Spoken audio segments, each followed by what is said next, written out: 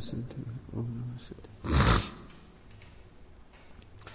नमो अरिहन्ताणं नमो सिद्धाणं नमो आयर्याणं नमो वज्रायाणं नमो लोये सबसापूर्णम्।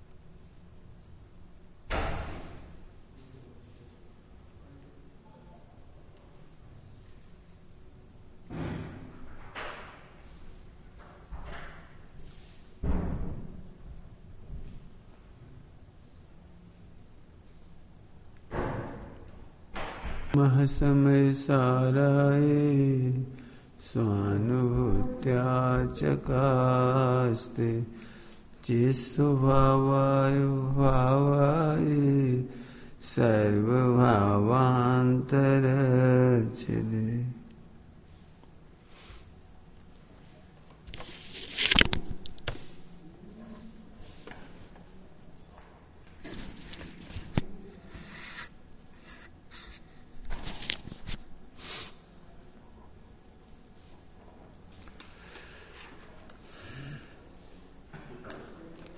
प्रवचन साहब जी परमागम की 80 नंबर की गाथा के रेफरेंस में द्रवगुण पर्याय की चर्चा अष्टांग का पर्व में प्रारंभ की थी। आज भी अष्टांग का पर्व है, भले इससे भी ना हो तो ना हो। 8 दिन का हो गया, अपने 9 दिन की अष्टांग का हो गई। इसमें हम पर्याय का स्वरूप विचार कर रहे थे। पिछली चर्चा जितनी हुई थी उसमें, क्योंकि अनंत भगवान को द्रवपने, गुणपने और पर्यायपने देखने वाला अपने को आत्मा अनुभव करता है। जो अनंत में और आत्मा में द्रवपने, गुणपने और पर्यायपने अनुभव करता है, मिलान करता है, विचार करता है, तुलना करता है, देखता है।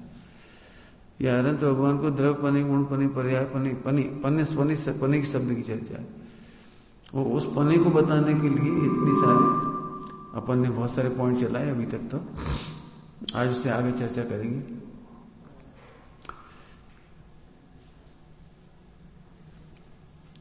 समय साजी परमागम की 86 नंबर की गाथा में द्विकर्तावाद और द्विक्रियावाद इसकी चर्चा है। द्विकर्तावाद और द्विक्रियावाद मुख्यतः से कर्ता और क्रिया के नाम पर या कर्म के नाम पर ही सामान्यतः भूल देखी जाती है। लेकिन पर्याय का स्वरूप समझने के लिए थोड़ा इसका विस्तार करेंगे आज। सबसे पहले चर्चा में आए, एक समय की पर्याय में 6 कारक होते हैं। क्या कहा हमने? एक समय की पर्याय में 6 कारक होते हैं। संस्कृत में 8 कारक हैं, लेकिन पर्याय में 8 विभक्ति हैं, लेकिन यहां पर 6 कारक हैं या 6 विभक्ति का प्रयोग है। स्वामी जी विभक्ति का भी अर्थ करते थे। जो पर से विभक्त करे उसका नाम विभक्ति। स्वामी जी इसका अर्थ करते थे। विभक्ति किसको कहना? जो पर से विभक्त कर दे, इसका नाम विभक्ति।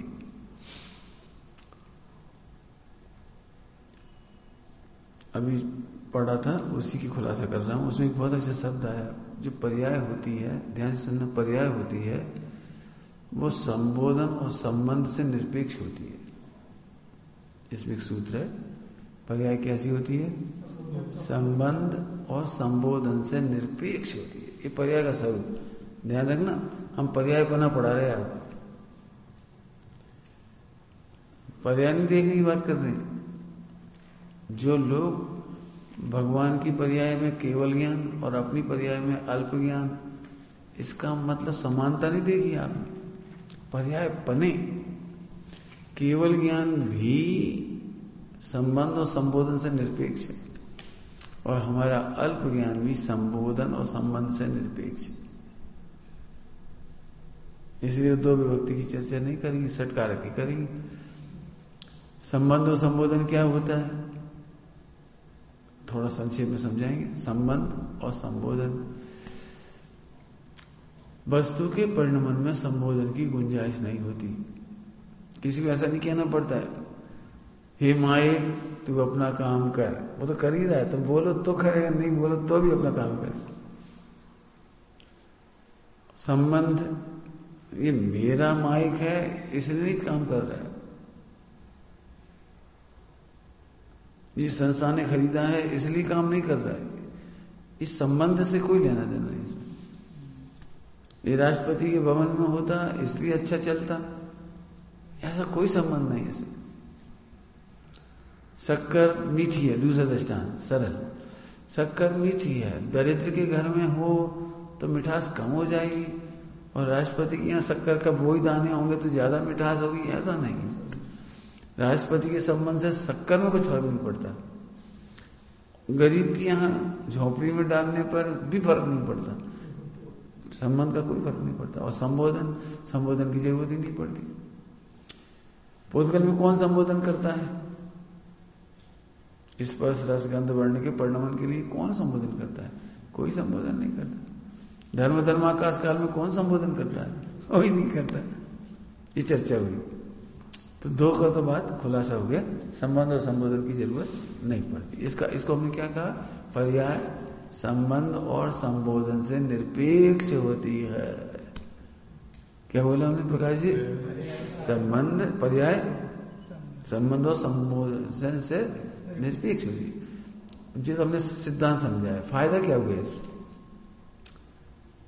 इससे फायदा क्या हुआ, बहुत बड़ा फायदा है।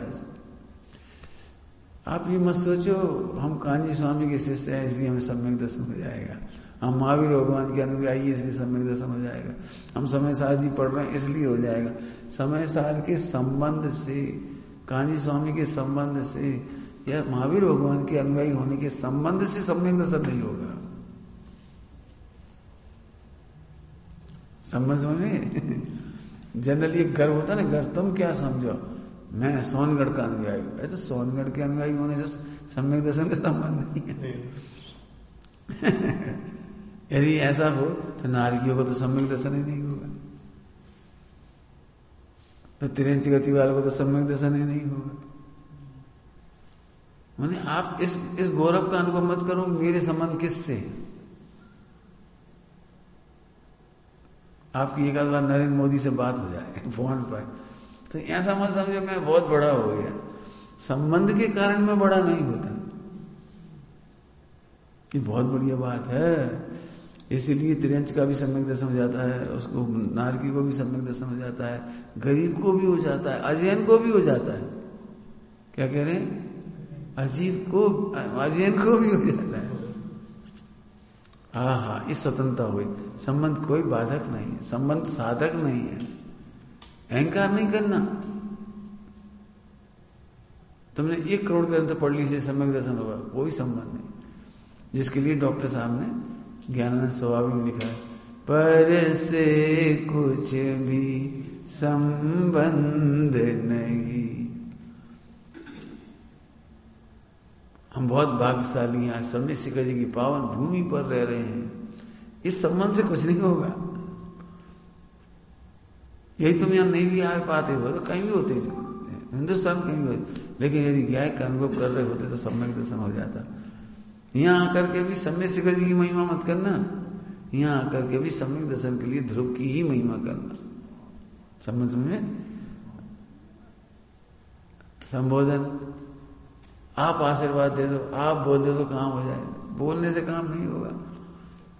महावीर भगवान बोल देंगे, दिव्य ध्वनि खिला देंगे, तुम्हारे लिए तो सम्यक दर्शन नहीं हो जाएगा। संबंध और संबोधन समझ गए, निरपेक्ष है प्रत्येक पर्याय। वर्तमान युग से मिलान करो उसका वर्तमान युग से। महावीर भगवान का पोता था वो मारी जी, आदिनाथ का, हाँ आदिनाथ का पोता था वो। फिर क्या हुआ? तद्भव मोक्षगामी भरत चक्रवर्ती का पुत्र था वो। फिर हुआ क्या ये तो बता। इतने चाचा मोक्ष गए, इतने फला गए, इतने सब गड़दर हुए उसके घर में, इतने इतने, तो हुआ क्या? इस संबंध का कोई मतलब नहीं। ध्यान रखना, कुछ कह रहा हूँ ठीक।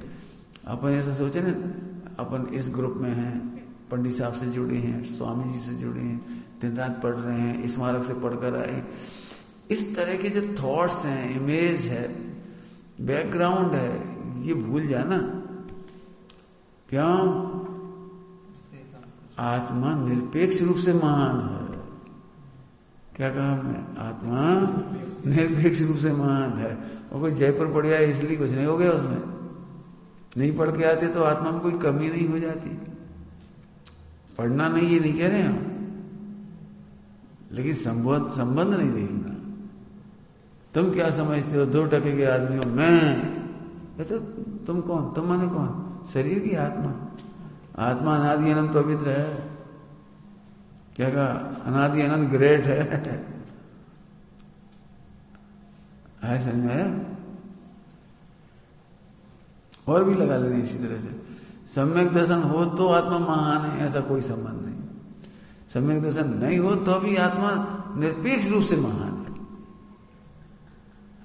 क्यों? हीरा सड़क पर पड़ा हुआ है, करोड़पति उठाए इसलिए हीरा महान है। गरीब उठा ले तो हीरा महान नहीं होगा। कोई ना उठाए तो भी हीरा अपने आप में महान है। ऐसे आत्मा अनादि अनंत ध्रुव मैं गायक हूं, ऐसा अनुभव करने वाले को सम्यक दर्शन होगा। सम्यक शिखर जी में होगा कि कहां होगा? थोड़ा संबंध के मामले में लगाओ।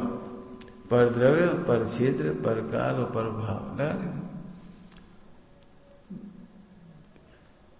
जो लोग ऐसा कहते हैं हम तो देश छूटने के बाद विदेश क्षेत्र चले जाएंगे, और इसका मतलब उसे विदेश क्षेत्र की महिमा है, ध्रुव की महिमा नहीं है। हम क्या विदेश क्षेत्र में भी जाके सम्यक दर्शन नहीं होगा, आप ध्रुव नहीं अनुभव करोगे तो।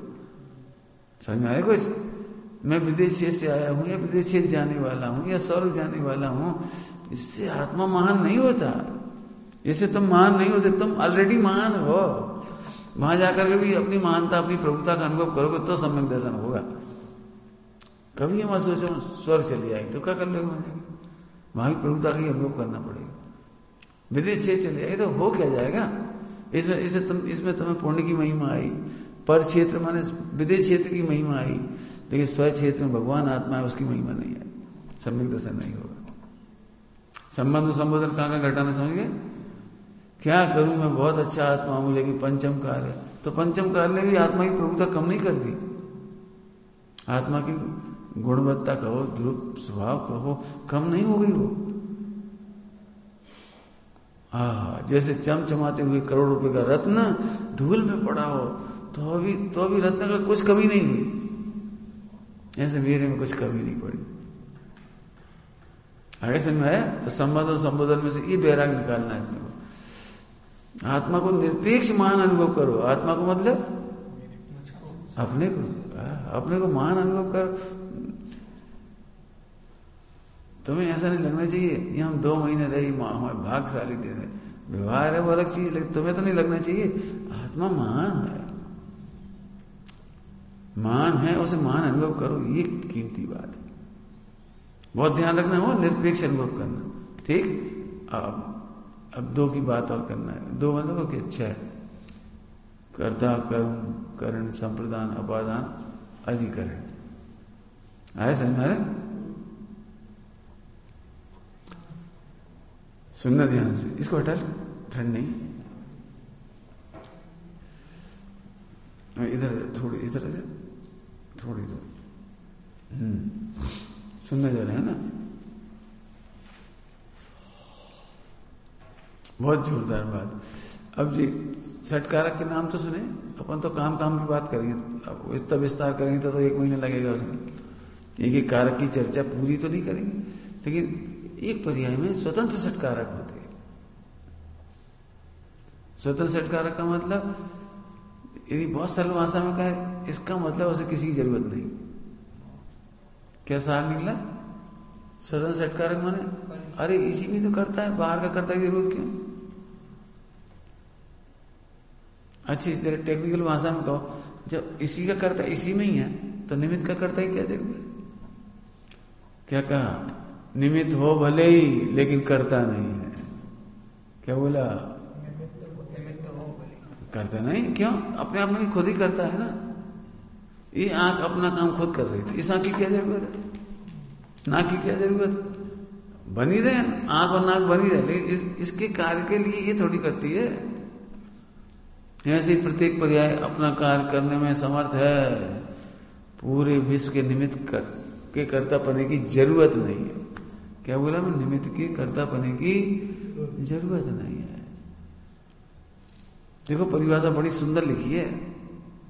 अभी ज्यादा तो व्याख्या नहीं करेंगे हम परिभाषा की, लेकिन बता रहे हैं आपको निमित्त की परिभाषा में क्या लिखा है। स्वयं तो कार्य रूप परिणमित नहीं होता है, लेकिन जब उपादान कार्य रूप परिणमित होता है, ध्यान रखो, उपादान स्वयं कार्य रूप परिणमित होता है, तब अनुकूल होने का आरोप आता है। कितनी खुलासा परिभाषा है। क्या मतलब? साफ साफ लिखा है कि निमित्त कुछ नहीं करता।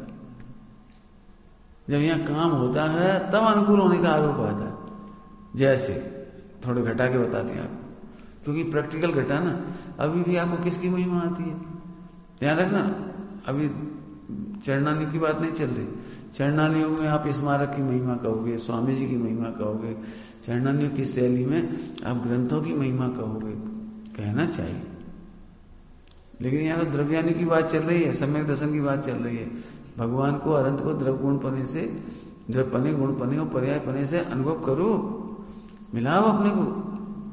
तो आप सुनो ध्यान से, तुम्हें आत्मा समझ में आ गया, ये तुम्हारी योग्यता का कमाल है। तुम्हारे में कर्ता कारक है ना, उसने समझाया तुमको, शास्त्रों ने नहीं समझाया। कुछ समझ में आया क्या कहे? जब तुम समझे तब शास्त्र पर आरोप आया, तुम समझे तो स्मारक पर आरोप आया। चरणान योग में तुम स्मारक की महिमा करोगे, द्रव्यान योग में स्मारक की महिमा जीरो में ही अपना कर्ता कारक हो। एक एक पर्याय अपना काम खुद कर रही है। समझ में आया? षटकारक स्वतंत्र माने मेरा कर्ता कोई और नहीं है, मैं किसी का कर्म नहीं हूं, कोई मेरा कर्म नहीं है। मैं किसी का करण नहीं हूं, कोई मेरा करण नहीं है। करण समझ गए? करण मतलब साधन, करण मतलब साधन।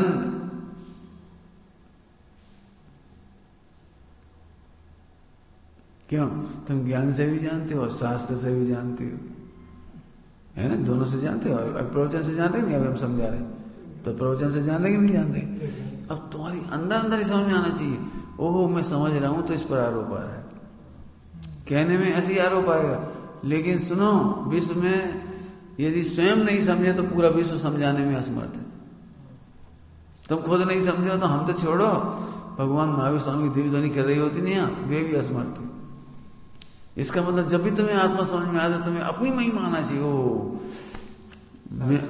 मैं स्वयं अपने साधन से समझा, मेरा ज्ञानी मेरा करण है, मेरा ज्ञानी मेरा कर्ता है, मैं अपने को समझ गया यही मेरा कर्म है।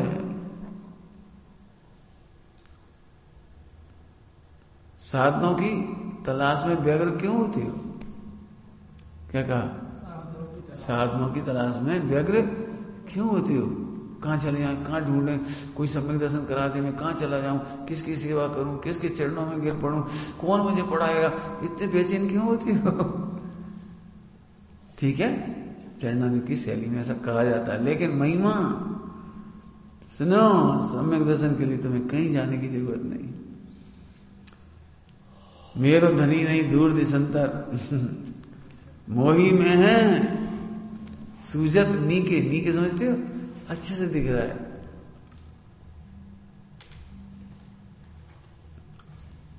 समझ में आ रहा है? एक समय की पर्याय है ना, एक समय पर्याय, उसके सटकारक स्वतंत्र है। क्या बोला हमने?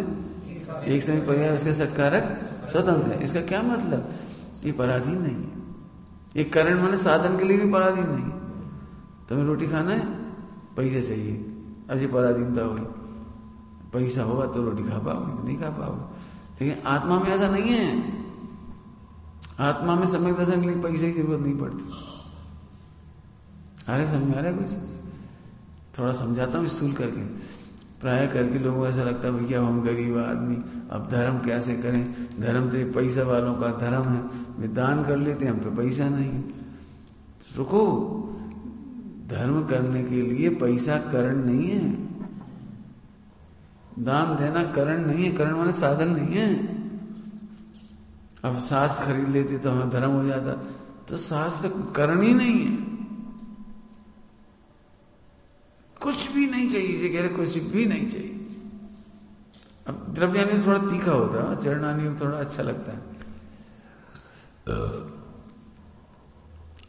चरणानियों में देव शास्त्र गुरु निमित्त है सम्यक दर्शन ज्ञान चारित की। और एक क्या बोल रहे हैं अभी हम पढ़ा रहे जो 80 नंबर की कहा था कि अपना काम स्वयं से होता है, स्वयं करता है, स्वयं ही स्वयं का कर्म।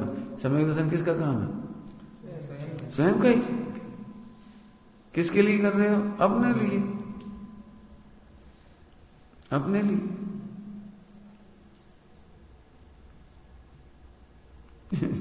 समझ आ रहा है कुछ? अपने लिए कर रहे का मतलब, अपने लिए कर रहे तो एहसान मत दिखाओ, हमने उन्हें क्षमा कर दिया। तुमने उन्हें क्षमा नहीं कर दिया, तुमने अपने लिए किया है। ये काम करो, तुम किसी को क्षमा मत करो, तुम ही दुखी रहोगे। क्रोध, बैर बैर बैर विरोध करके, अंदर राग दिस करके करो, अंदर घुट के ऐसा आदमी, तो तुम क्षमा करने पर अपने को क्षमा कर रहे हो, उसके लिए नहीं कर रहे हो। आए समझ में आया? सम्यक दर्शन कर रहे हो, अपने लिए कर रहे हो, किसी और के लिए नहीं कर रहे हो। आए समझ में आया? के लिए संप्रदान समझ, सटकार के चिन्ह याद है? कर्ता में है, ठीक है, करण से संप्रदान के लिए। ध्यान से सुनना, मैं तो ये शास्त्र पढ़ता हूं, बच्चा इन शास्त्रों के लिए कौन पढ़ता है? आचार्य कुंकुम स्वामी ने कितना उपकार किया। क्या सोचते हो कोई पढ़ता नहीं, इसलिए मैं पढ़ता हूं। कौन के लिए पढ़ता हूं? उनके उपकार के लिए, एहसान के लिए समझ लो। कम से कम हम तो पढ़ रहे हैं ग्रंथों को।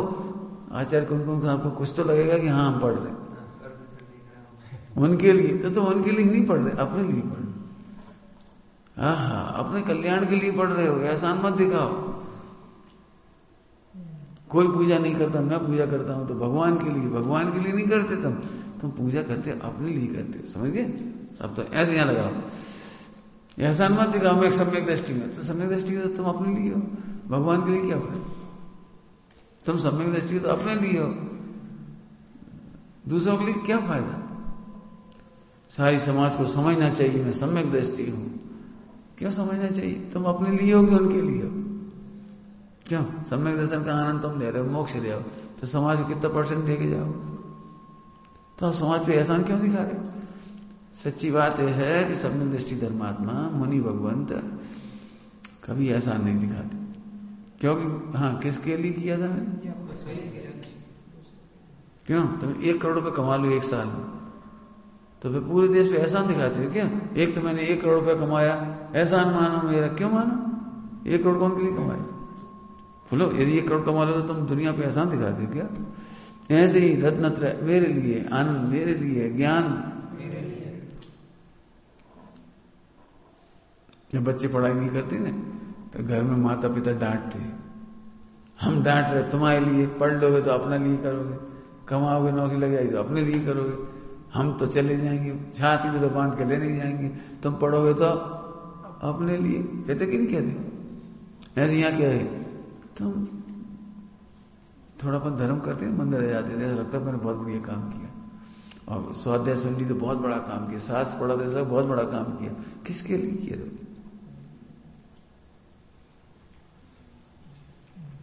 कुछ कहें इसमें? इसका सारांश, जब आप अपने लिए करते हो तो ईमानदारी से करो। क्या कहा? रात्रि भोजन का त्याग किया, अपने लिए किया तो ईमानदारी से करो। फल किसको मिलेगा इसका? समय दर्शन फल, स्वाध्याय का फल, निर्णय का फल, तीर्थ यात्रा का फल मिलेगा किसके लिए? तुम्हें। तो अपने लिए कर, ईमानदारी से करो। पंडित साहब ने इसके लिए बहुत अच्छा दृष्टांत दिया, सरल दृष्टांत है। एक मकान बनाने वाला था, तो बुजुर्ग हो गया था वो, तो राजा ने उससे कहा हमारे लिए अंतिम एक काम करो, अंतिम, अपनी उम्र तुम्हारी बहुत हो गई, एक अंतिम महल बनाओ हमारे लिए,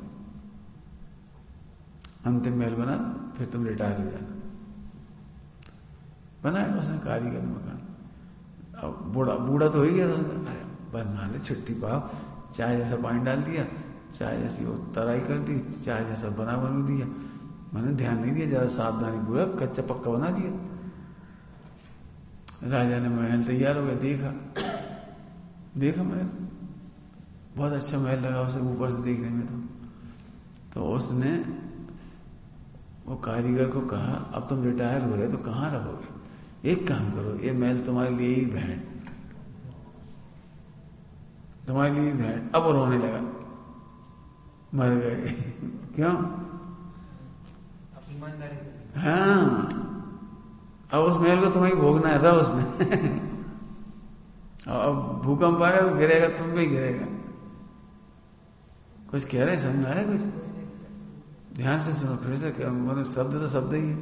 आप तत्व निर्णय करो, अपने लिए कर रहे हो बड़ी ईमानदारी से करो, स्वाध्याय जो कुछ कर रहे हो अपने लिए ईमानदारी से करो। मैं क्यों कह रहा हूँ ये बात? पूजा कर रहे हैं, कहीं नजर जा रही, कहीं व्यवहार जा रहा है, कहीं विकल्प जा रहा है, कहीं क्रिया हो रही, तो तुम किसके लिए कर रहे हो? दिखावे के लिए कर रहे हो क्या? कि दुनिया के लिए कर रहे, दूसरों के लिए कर रहे, किसके लिए कर रहे?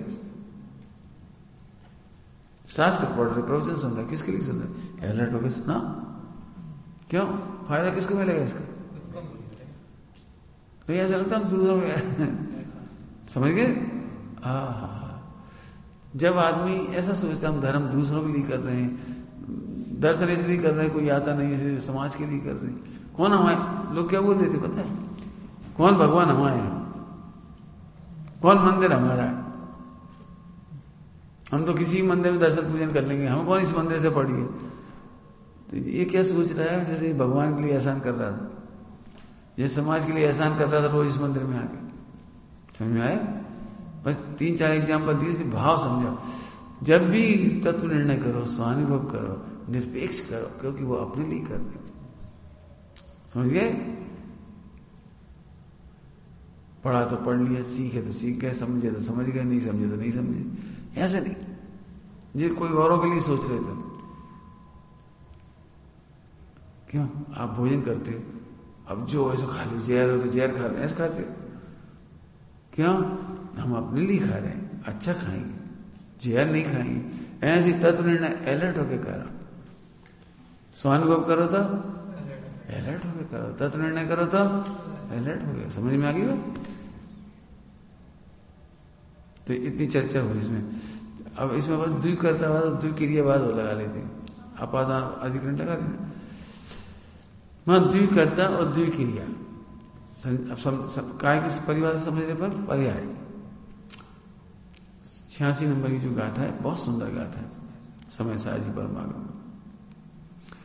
एक कार्य के दो कर्ता नहीं होते, षट कारक से रिलेटेड है ना, इसलिए कहेंगे एक कार्य के दो कर्ता नहीं होते, और एक कर्ता के दो कर्म नहीं होते। ठीक है? लेकिन अब अपने आप को चेक करो, कहीं ऐसा गलत तो नहीं मान रहे अपन? चेक करो भाई, गलत तो नहीं मान रहे अपन? एक कार्य के दो कर्ता तो नहीं मान। अब देखो परीक्षा करो, टेक्निकल भाषा में कहें तो जिनवाणी में एक कार्य के दो कर्ता कहे, निमित्त और उपादान, दो कर्ता कहे। अब दो मान लोगे तो द्विकर्तावादी मिथ्यावाद दृष्टि हो जाओगे। कुछ कहा मैंने? दो कर्ता कहां लिखे हैं प्रकाश जी? जिनवाणी में। दो कर्ता कहां लिखे? जिनवाणी में लिखे हैं, एक निमित्त करता है, एक उपादान करता है। लेकिन तुम ऐसा मान लोगे तो द्विकर्तावादी मिथ्या दृष्टि हो जाओगे। क्या गजब। अब टोडरमल जी ने क्या कहा पता है? टोडरमल जी क्या कहा? निश्चय व्यवहार की शैली है, कर्ता दो नाही निरूपण दो प्रकार है। कर्ता कितने हैं? दो भी एक। कर्ता तो एक ही है, निरूपण दो प्रकार का है, तो तुमने दो क्यों मान ली कर्ता? अब जी देखो, निमित्त उपादान पढ़ करके भी ये सावधानी रखनी पड़ेगी। क्यों? तुम इतने ज्ञानवान कैसे हो गए? हाँ, मेरा ज्ञान गुण तो अच्छा ही है, लेकिन गुरुओं को बड़ा उपकार है, शास्त्र को बड़ा उपकार है। ध्यान रखना, द्रव्यानी में से स्वीकार नहीं करेगा। तुम ज्ञानी हो गए, अनुभवी हो गए, तो इन पर आरोप आया। आरोप आया, समझ गए? तो करें क्या? निमित्त की खोज में व्यग्रता चली जाएगी, बस इतना हो जाएगा। क्यों? नरक में कौन से ग्रंथ पढ़ने पर सम्यक दर्शन होता है? देखा तुमने? नरक में सम्यक दर्शन के निमित्त बताओ, बोलो। वेदना, ठीक है, और जाति स्मरण, ठीक है। तो वेदना और जाति स्मरण पर तो आरोप आता है, काम तो अंदर से ही होता है। यदि वेदना, स्वामी जी ऐसे खोल देते, यदि वेदना सम्यक दर्शन हो तो तुम्हें वेदना हो रही तब करो सम्यक दर्शन। अभी तुम्हें वेदना हो जाए, कैंसर की कोई भी तकलीफ, मारपीट या सफेस अपमान हो जाए, तो वेदना तुम्हें भी हो रही, दुख तुम्हें भी हो रहा है, मारपीट हो जाए, बोलो, तो तुम वेदना सम्यक करके बताओ। तो वेदना से सम्यक तो नहीं होता, उस समय सम्यक दर्शन हुआ तो वेदना पे आरोप चलाया। ऐसे जाति स्मरण में लगा लेना, तो फिर ऐसे शास्त्रों में भी लगा लेना। अभी भी हम जो कहना चाह रहे शब्द ही, भाव तो बहुत गहरे हैं हम जो कहना चाह रहे। एक बार फिर बोलता हूं, कुछ कहना है, ध्यान रखना। तो हमने समझ लो समय साहब जी एक बार पढ़ा और किसी ने 50 बार पढ़ा, तो तुम्हें महिमा तो नहीं आती 50 बार पढ़ने की? बच्चे है मिथ्या। तुम्हें ऐसा लगता है उसने 500 ग्रंथ पढ़े तो बहुत बड़ा ज्ञानी है, मैंने तो एक ही ग्रंथ पढ़ा है। नहीं नहीं, जिसने गायक को पढ़ा है उसने सब पढ़ा है। अब जी बात कैसे समझ में आएगी, बोलो। लोग व्यवहार में बहुत देखते हैं, उन्होंने 200 ग्रंथ पढ़े, उन्हें इतने ग्रंथ याद है, उन्हें इतने रटे हुए, उनकी बड़े सम्मान, उनकी जय जयकार है, सब उनकी बड़ी तारीफ करते हैं। ऐसे तारीफ करते हैं, वो तो पुण्य की तारीफ हो रही है। समझ में आ रहा है कुछ? अभी तो सम्यक दर्शन कठिन क्यों लग रहा है? इसीलिए लग रहा है, हम तो अभी बच्चे हैं, अभी तो हम 12th पढ़ रहे हैं, अभी तो हमें बहुत पढ़ना बाकी है। और तुमने ये और सुन लिया कि बड़े बड़े विद्वानों तक को तो सम्यक दर्शन हुआ नहीं है, तो तुम्हें ये दीनता आ गई, उसका नाम है द्विकर्तावादी मान्यता। दो कर्ता मान, अरे परिपूर्ण परमेश्वर हूं ना। एक ग्रंथ पढ़े तो ही परिपूर्ण हो, 50 पढ़े तो ही परिपूर्ण हो, 150 पढ़े तो ही परिपूर्ण हो, और नहीं पढ़ पाए तो भी। बहुत बड़ी बात कही, समझ में आया कुछ? ये चलता है दिमाग में, और इसलिए हमें लगता है हम बहुत गलत। मान लो तो तुम्हारे संग में पढ़ने वाले विद्यार्थी हो, और उसे समझ लो उतने ही ग्रंथ पढ़े जितने स्कूल में पढ़े थे इस बारे में, और तुमने इन 4 सालों में, 5 सालों में, 10 सालों में 100-150 ग्रंथ पढ़ लिए। 10-25 अगर लेक्चर दिया है, वो क्या कहलाता तुम्हारी कॉन्फ्रेंस होती है जो, तो तुम्हें कैसा लगने लगता है? अंदर अंदर ऐसा लगता है अब गुरुदेव श्री से कहते हूं मोटो थी गया हूं मोटो न शहरी साकरी। शहरी साकरी समझिए, मैं तो मोटा हो गया, बड़ा हो गया, और गली है ना, गली शहरी मन गली, और साकरी है, सकरी हो गई। हाँ, अब ऐसे चलने लगे जरा, 4 विद्वानों से मिलते ऐसे मिलती, छोटे लोगों से मिलेंगे ऐसे मिलेंगे जैसे क्या जान। तो जी मिथ्यात्व है। तुम द्विकर्तावादी मान रहे, जी कह रहे हैं, प्रैक्टिकली फीलिंग में बता रहे कि तुम द्विकर्तावादी मान रहे। समझ में आया कुछ? तुम 101 तीर्थ यात्रा करे ऊपर का राउंड 101, तो कैसा लगेगा तुम्हें? अरे आत्मा अपने आप महान है, या पारसनाथ की टोंक पर 101 बार घूमे आओगे वो मानता है कारण 2 हो गए क्या? नहीं समझ रहे? अभी तुम यहां से एक भी बंदा मत करो जब तक यहां हो, 1-2 महीने, तो तुम्हें घर से फोन आएंगे और तुम घर भी जाओगे तो तुम्हें सबसे बड़ी टेंशन इसी की होगी कि लोग पूछेंगे कितनी वंदना हुई। एक भी नहीं, क्या करते रहे दिन भर? इतना तो अभ्यास करते रहे, मैं परिपूर्ण परमात्मा हूं, उसकी महिमा करते रहे। कहा परिपूर्ण परमात्मा, ऊपर जाए बिना काम नहीं होगी। क्यों लग रहा है ऊपर जाए बिना काम नहीं होगा? ये द्विकर्तवाद है। फीलिंग समझ में आई? फीलिंग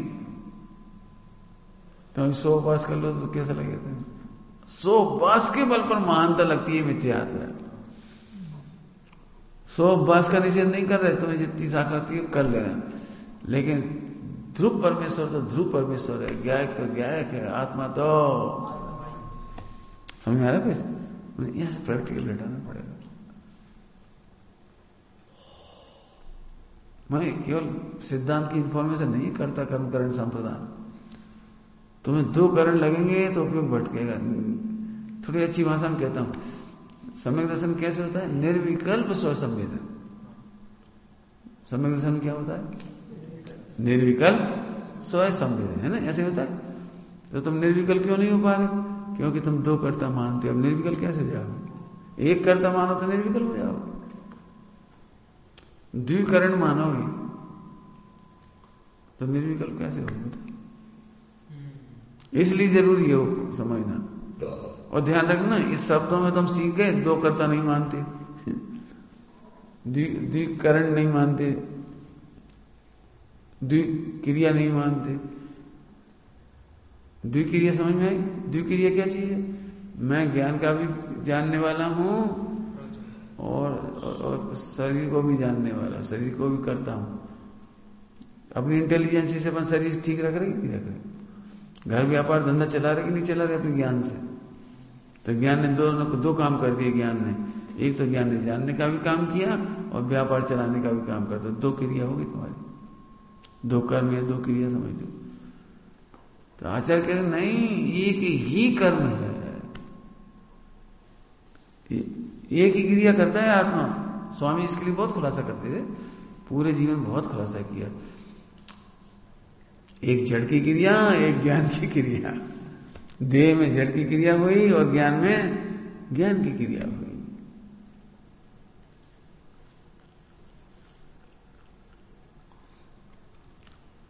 ज्ञान 24 घंटे क्या काम करता है? और अब ये निर्णय करके रखकर पक्का रखना हो, वो तो मैं बहुत इंटेलिजेंट था, मैंने दुकान चलाई, फिर टिकट खरीदे फटाफट, फिर रेलगाड़ी में चढ़ गए हम, फिर हमने धर्मशाला में जगह ली। हमारा ज्ञान बहुत तेज है, उसने सब काम कर दिए। क्यों? कितने काम करता है ज्ञान? ज्ञान आत्मा का भी काम करता है, शरीर का भी काम करता है। 2 काम कर देता है कि नहीं कर? शरीर का कौन कर रहा है? युगल जी बाबू जी ने पूजा में लाइन लिखी, जड़ चेतन की परिणति प्रभु अपने अपने में होती है। जड़ और चेतन की, सही बता ना, तुम्हें नहीं होती? हाथ कौन उठा रहा? क्या बोल कौन रहा है? तो तुम 2 काम करते हो एक समय में, एक तो बोलने का भी काम करते हो और जानने का भी करते हो, 2 काम करते हो। अरे समझ आ रहे? देखो, समझदारों के लिए तो इशारा काफी है। शुरुआत में कहा था निमित्त और उपादान 2 दिखते हैं, तो ये मान लेता है। और चर्चा भी ऐसी चलती है, 24 घंटे चलती है निश्चय व्यवहार के नाम पर। और तीसरी भाषा कह रहा हूं, तीसरी भाषा। और निमित्त नैमित्तिक व्यवहार घनी, क्या कह रहे हैं? निमित्त नैमित्तिक व्यवहार टोडरमल जी साहब लिखे घनी, तो लगता भी है। क्यों जी? अक्षर काय से पढ़ती तुम? आंख से कि कान से? काय से पढ़ती? अक्षर आंख से पढ़ती, कान से पढ़ती? आंख से पढ़ती। अब जिन निमित्त नैमित्तिक शब्द संबंध घनी, हमें लगता ही है, पक्का लगता है हम आंख से देखते। क्यों? ये घड़ी है कि लैपटॉप है? लैपटॉप काय से देखा, काय से जाना? लगता ही है बिल्कुल मैं 2 काम कर रहा हूं।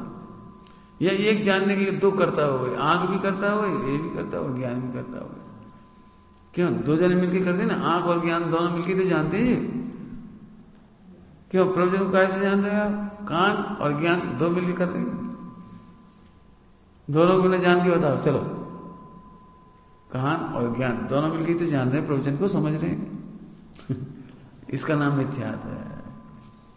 अब थोड़ी मेहनत है इसमें। ओहो, अब आपको विचार, इतना विचार करो। ओहो, जिस समय ऐसा लगता है कान से सुन रहा हूं, उस समय भी कान 1% नहीं सुन रहा। थोड़ी और कड़क भाषा बोले तो कान सुनने में सहायक तक नहीं है। अब कैसी कठोर लग रही है, ऐसे कैसे नहीं? चलो, कान नहीं सुनता लेकिन सुनने में मदद तो करता है। अरे ज्ञान इतना समर्थ होता है, उसे इसकी जरूरत नहीं पड़ती। अच्छा, इसे फोड़ दें तो अब जीत निमित्त घने, इसलिए तो भ्रम हो जाता है कि कान की बिना प्रवचन सुन सकती हूं।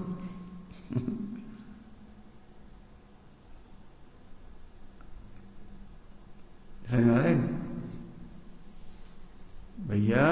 ज्ञान ही जानता है, कान उसे जानने में कोई मदद करता, एक कार्य के दो करता नहीं होते। अब ऐसे मेहनत करनी पड़ेगी और लगेगा तुम्हें। क्या रसगुल्ले का मजा कब आता है? एक तो जिब्बा इंद्री से आता है और दूसरा ज्ञान से आता है। कल्पना करो ज्ञान नहीं हो, डेड बॉडी हो, तो रसगुल्ले से मजा, रसना इंद्री से रसगुल्ले का टेस्ट आएगा कि नहीं आएगा? नहीं आएगा।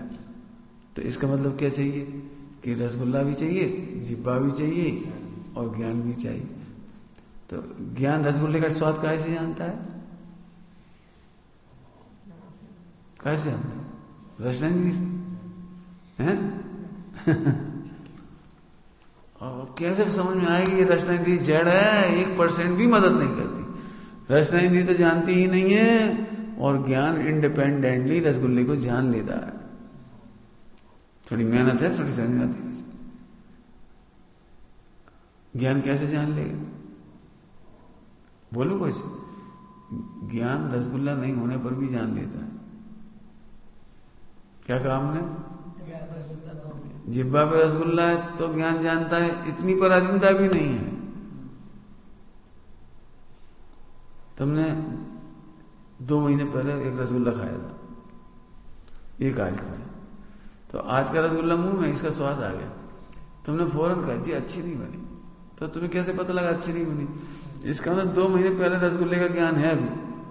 अब वो रसगुल्ला तो अभी नहीं है, लेकिन उस ज्ञान की इस ज्ञान से तुलना की तुमने, आज के रसगुल्ले के ज्ञान से। तो वो रसगुल्ला तो नहीं है ना जिब्बा पर, लेकिन उस ज्ञान की तुलना आज के ज्ञान से की है तुमने। आगे समझ में? अर्थात ज्ञान को जानने के लिए रसगुल्ले की पराधीनता नहीं है। क्यों? रसगुल्ला कैसे होते हैं? मीठे। अभी चक्के बता रहे हो, तो अब कहां पराधीनता? ज्ञान स्वतंत्रता से बता देता है। कुछ समझ में आए कुछ?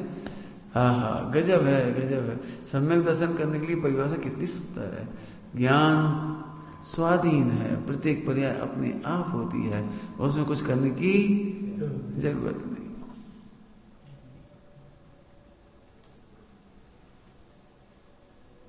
इतनी बात तो समझ में आ गई। अभी थोड़ी सी बात और करते हैं, थोड़ी सूक्ष्म बात है इसकी। पर्याय के सटकार है, अब क्या करें? विषय वही चल रहा है क्रम से। सुनो, सुनना ध्यान से, थोड़ी सूक्ष्म बात। क्यों?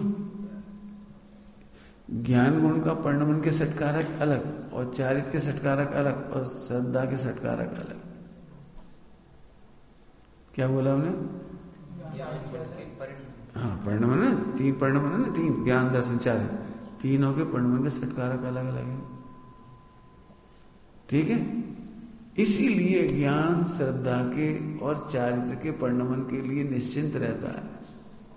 अपने सिर पे बोझ नहीं लेता कि मैं इतना जानता हूं तो ये मानता क्यों नहीं है, मैं इतना जानता हूं तो चारित्र में लीनता क्यों नहीं होती। ज्ञान टेंशन नहीं लेता। क्यों नहीं लेता? श्रद्धा के सटकारक श्रद्धा का काम करेंगे, मेरे सटकारक श्रद्धा में काम नहीं करेंगे। कुछ समझ में आया? कुछ कितनी बड़ी मस्ती की बात है। क्या होता है पंडित जी, ज्ञान तो बहुत हो गए, 50 साल में, 40 साल में, 20 साल में, चारित्र क्यों नहीं आ रहा है? मैं एक ही टेंशन हो रही है, मैं इतना समझता हूं तो मुनि क्यों नहीं बन जाता, इतना समझता हूं तो विरक्त क्यों नहीं हो जाता, इतना समझता हूं तो राग क्यों नहीं टूट जाता। उत्तर तो बढ़िया। ज्ञानी, सम्यक ज्ञानी, ज्ञान के सत्कारक अलग है और चारित्र के सत्कारक अलग। हमें चारित्र के पर्यायों की सत्कार की चिंता। अज्ञानी बहुत दुखी हैं, इतने साल से पढ़ रहे, जब जानते मुनि बन के दिखाओ। इतने साल से पढ़ रहे, जब जाने विकल्प तोड़ो।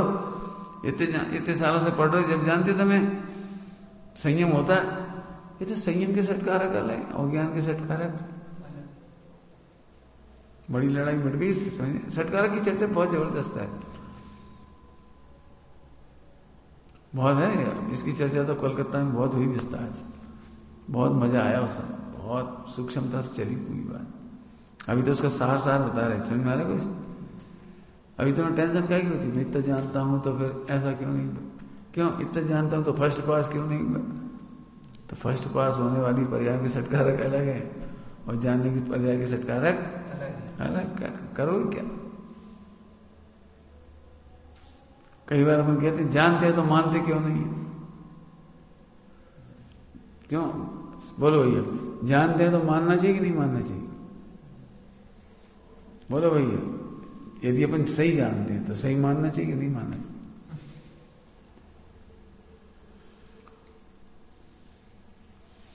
तो मैं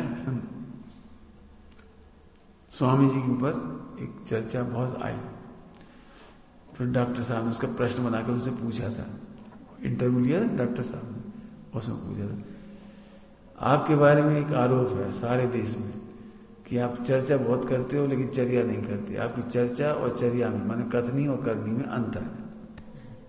क्या प्रश्न पूछा? आप बात है तो ऊंची ऊंची करती हो, आपकी कथनी करनी में अंतर है। कोई तुमसे ऐसा कहते कैसा लगेगा? देख ली तुम्हारी सब बातें, कथनी करनी में अंतर है तुम्हारा, तो सुन के कैसा लगेगा? बोलो। एकदम गुस्सा आया और स्वामी जी मुस्कुरा के बोले कि हाँ मेरी कथनी करनी में अंतर है। तो डॉक्टर साहब ने फिर पूछा तो आप कथनी करनी एक क्यों नहीं करती? बोले करना तो चाहता हूं, तो कर लो ना, बहाने क्यों बना रहे हो? कर नहीं सकता। ऐसे कैसे नहीं कर सकते? जैसा कह रहे हो वैसे करो। वैसे डॉक्टर साहब फटाफट प्रश्न पूछे तो स्वामी इतना प्यारा जवाब दिए। मैं भी उनके प्रश्न सुन के लगता था सही बात है। मोक्ष लोग चर्चा बहुत करते हैं, करते धरते कुछ नहीं, बातें बड़ी बड़ी करेंगे और करते धरते चर्या करते नहीं, चर्चा बहुत करते। मुझे भी लगता था ऐसा। तो जैसे ही उनका उत्तर आया तो नाच उठा मन। क्या उत्तर दिया? भैया कथनी तो हम 14 गुण स्नान की करते हैं, अब कैसे करें? कथनी तो 14 गुण स्नान, बोलो हम कैसे करें? कथनी और करनी एक नहीं कर सकते। ज्ञान में हम सब जानते हैं लेकिन चारित्र में कैसे कर सकते हैं? कुछ समझ में आ रही बेटे? बहुत परेशानी है। जैसे तुम ब्रह्मचर्य ले लो आज और 10, 20 साल, 30 साल, 40 साल ऐसे रहो, यहां से जैसा भी देख रहे हो, तो तुम्हें भी डिप्रेशन हो जाएगा। हम कुछ आगे नहीं बढ़ पा रहे, जैसे तो प्रतिमा ही ले लें, जैसे तो दूसरी प्रतिमा ही ले लें, आगे बढ़ जाए। और कब 50 साल से दूसरी प्रतिमा में है, अब तो आगे बढ़ो। मैंने आगे बढ़ने के नाम पर डिप्रेशन हो जाता है। सुनो कितना धैर्य चाहिए। तद्भव मोक्षगामी आदिनाथ भगवान 83 लाख पूर्व तक चौथे गुणस्थान में रहे। वे भी खींचतान कर लेते थोड़ा बहुत आगे पीछे। कितना धैर्य। और दीक्षा लेने के बाद भी 1000 वर्ष लगे केवल ज्ञान आने। 1000 खाए से कहने का। तो हम तो 1 साल ले लो थोड़ा ऐसा, पढ़ तो बहुत लिया, अब क्रिया पालेंगे, प्रतिमा ले ले रहे, फल ले ले, तो धैर्य रखो। आगे समझ में आया? बहुत डिप्रेशन हो जाता है। और लोग भी ऐसा सोचते हैं ऐसे ही है, इतने साल से ज्यों कितने देख रहे हैं, आगे ही नहीं बढ़ी तो दुनिया भी कहेगी और तुम्हें भी लगेगा। इस बात को ध्यान रखना। क्या ज्ञान चारित्र का कर्ता नहीं है? क्यों नहीं है? एक कारक का नाम दो, 2 कर्ता नहीं है। ज्ञान जानने का भी काम करे और चारित्र का भी काम करे, ऐसा नहीं है। ज्ञान के षटकारक अलग और चारित्र के षटकारक अलग। ज्ञान द्वादशांक का है, देखो ज्ञान द्वादशांक का, इतना बढ़िया ज्ञान है तो चारित्र होना चाहिए नहीं होना चाहिए? क्यों? आदिनाथ मुनिराज को द्वादशांक का ज्ञान है, कोई कमी है, कोई शंका है? तो केवल ज्ञान इतनी देर क्यों लगी? थोड़ी सरल भाषा को, और विकल्प तोड़ने में, केवल ज्ञान लाने के लिए विकल्प तोड़ना था, उस विकल्प तोड़ने में इतनी देर क्यों लगी? उत्तर बढ़िया बोलो बेटे। ज्ञान के षटकारक अलग है, वो जो विकल्प टूटना उसके षटकारक अलग है। बहुत बढ़िया बात कर रहा हूं, ज्ञान की विकल्पों में नहीं चलती। क्या कह रहे?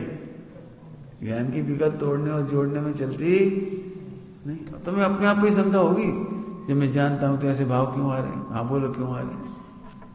भाव के षटकारक। हाँ, वो भाव आ रहे हैं, उनके षटकारक ही अलग है। जिसमें बहुत हमारे संग निरंतर रहो और फिर भी खोटे भाव ना रोके तो कैसा लगेगा? सब बेकार है, सत्संगति भी रहकर देख लियो, खोटे भाव फिर भी आ ही रहे। अरे तो उनके षटकारक अलग हैं। अब समझ आ गई? षटकारक थोड़े समझ में आई बेटी? खूब चर्चा करना इस पर, इतने पॉइंट बना के पकड़ कर लो, मजे आ जाए बिल्कुल, अपन निश्चिंत हो गए एकदम। समझ में आया? ज्ञान प्रमाद करके, लापरवाही करके खोटे भाव करता नहीं है, और खोटे भाव आ जाए तो टेंशन लेता नहीं। क्या बोला? जानबूझ करके हम प्रमादचर्या नहीं करते। क्या बोला? जानबूझ कर हम प्रमादचर्या नहीं करते, और फिर खोटे भाव आ जाए तो ज्ञान टेंशन भी नहीं लेता, डरता भी नहीं। अब कितनी मजे की बात होगी बोलो? तुम कहते हो ना हम जानबूझ कर खोटे भाव नहीं करना चाहते, फिर भी आ जाते। तो अब इसका क्या जवाब आया कि उनके षटकारक अलग और ज्ञान के षटकारक। बहुत बड़ी चर्चा चल रही है। हम कई बार जितना जान लेते हैं ना, प्रतिमा जान ली, जिस तुम एक प्रैक्टिकल बताए, बहुत बड़ी बात बता रहे, सुनना ध्यान से। जैसे तुमने नीति सुनी, नीति समझ गए, और एक दूसरी चीज तुमने करणानी सुन ली, और तुम बड़ी पकड़ हो गई करणानी की, सब ठीक है। अब तुम्हारा मन मालूम क्या कहेगा? पानी की एक ही बूंद में इतने हैं तो पानी कम से कम भाप लो, और ऐसे मत खाओ, और ऐसे मत करो, खींच के क्रिया करो, भैया बहुत पाप लगता है, मत करो। अब ये तुम्हारा खेच हो गई। टोडामल जी ने इसको दूर किया। कर्णान्योग के अनुसार चरणान्योग नहीं होता।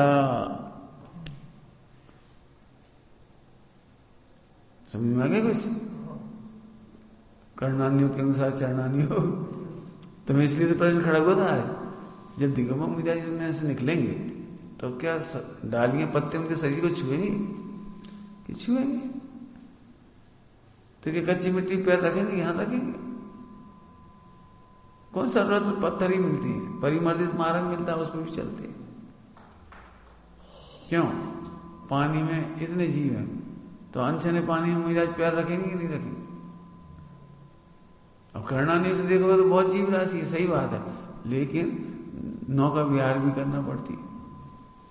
इतने इतने घुटने घुटने पैर पानी नदी में हो तो उसमें से भी निकलना पड़ता है। इसका मतलब है कि कर्णान्योग के अनुसार आचरण नहीं हो सकता। समझ में आ रही बात? तो हम क्या करें कि जितनी कसाय चौकड़ी मिटे उतना काम करो, ज्ञान को ज्ञान में रहने। कुछ समझ में आई क्या करें? ज्ञान चरना कर्णान्योग का ज्ञान करने के बाद उसे लादने की कोशिश मत करो। चरणान्योग जितनी कसाय चौकड़ी मिटेगी उतना कर पाओगे आप, और नहीं तो संकलेश हो जाएगा। दो त्यागियों में झगड़ा बहुत होता है। क्यों होता है दो त्यागियों में झगड़ा? झगड़ा करने के लिए कर्णान्योग है। जेठो कर्णान्योग अड़ा, तुम्हें पता नहीं इसमें कितने जीव लिखी, पढ़ो कर्णान्योग, गोमट सार जी, पुलवी, क्या क्या होता है, क्या क्या होते हैं, अंडज, पुलवी, जाने क्या क्या होते हैं, बहुत, उसके अंदर ऐसे, उसके अंदर ऐसे, असंख्यात असंख्यात, और इतनी जीव राशि, कितनी मानो कितनी।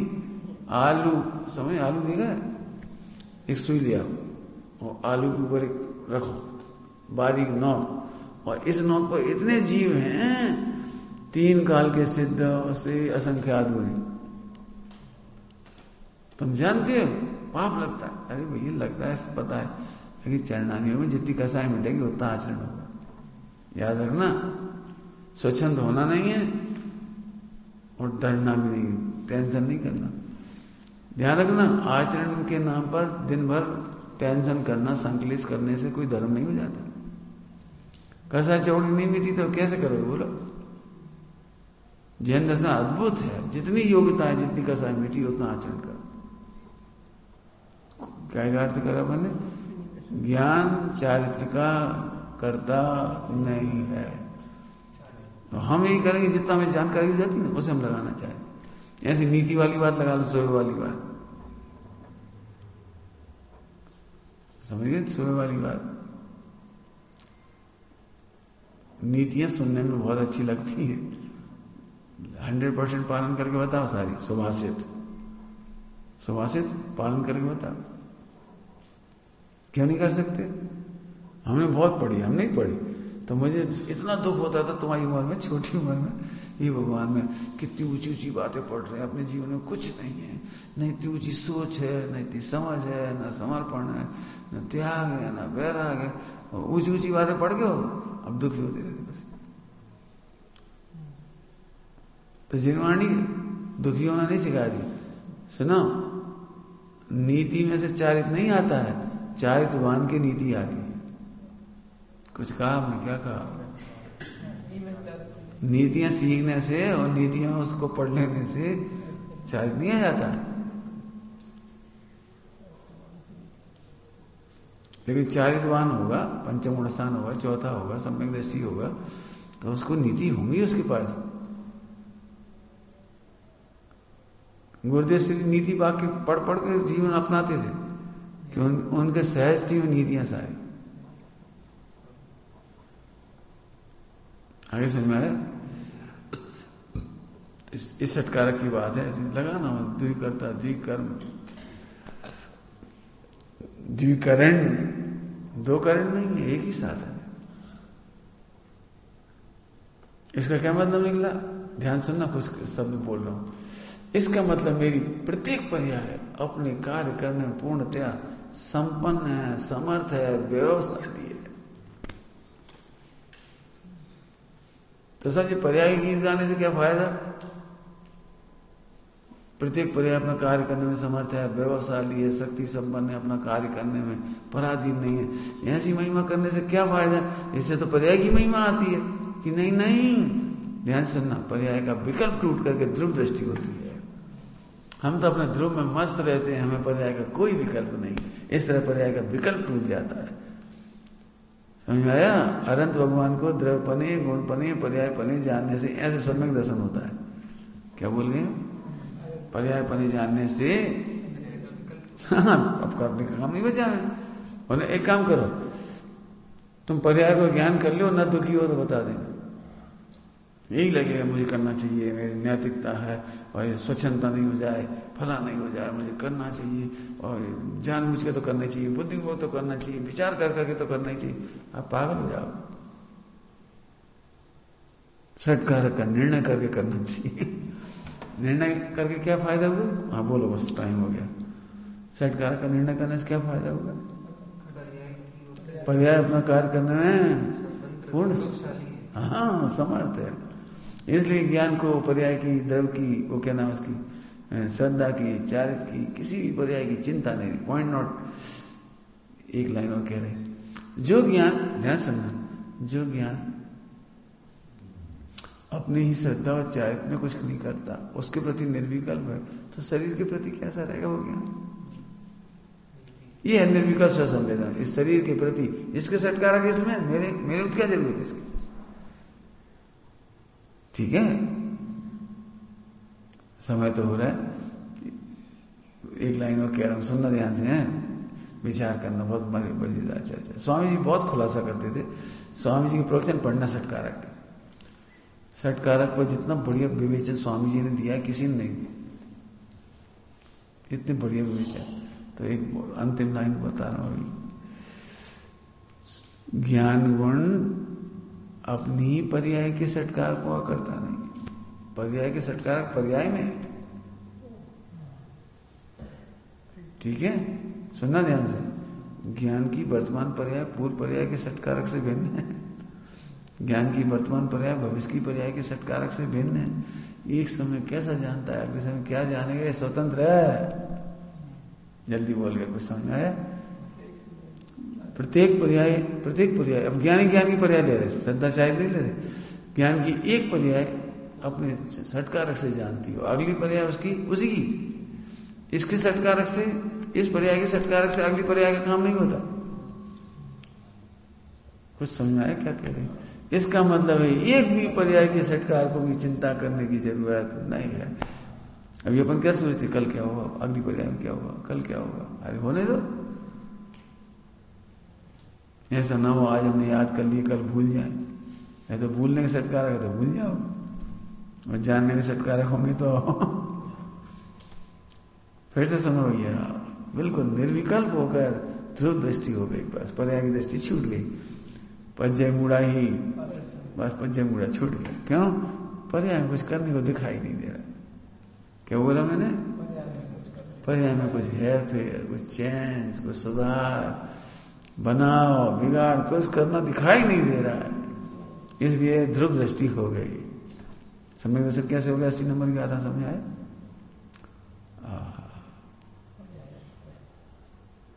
विचार करना। ओम नमः शिवाय।